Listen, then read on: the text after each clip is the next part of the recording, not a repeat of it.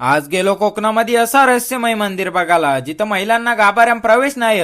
रातचे 300 किलोमीटरचा प्रवास करून कोकणच्या देवरुख मध्ये पोहोचल्यावर दुसऱ्या दिवशी सकाळचे बॅकपॅक करून शहाजे कोकणामधला रहस्यमय प्राचीन मंदिर बघायला जायचा प्लॅन झाल्यावर बाईची गाडी पुसाची मेहनत बघून त्यांनी पैसे नाही घेतलं म्हणून त्याला बर्ब जेवून आमच्यावर ड्रोन नव्हता म्हणून गाडीच्या वर्षा डोका काढून स्वस्त ड्रोन शूटनं निसर्गाचा आनंद घेत पोहोचलो. संगमेश्वर जवळ डोंगराच्या वरती असलेलं सप्तेश्वर महादेवांच्या मंदिराजवळ ना मंदिरामध्ये गेल्यावर समजलं की या प्राचीन मंदिराच्या आतमध्ये आपल्याला एक नाही तर दोन प्राचीन पिंड बघायला भेटतात.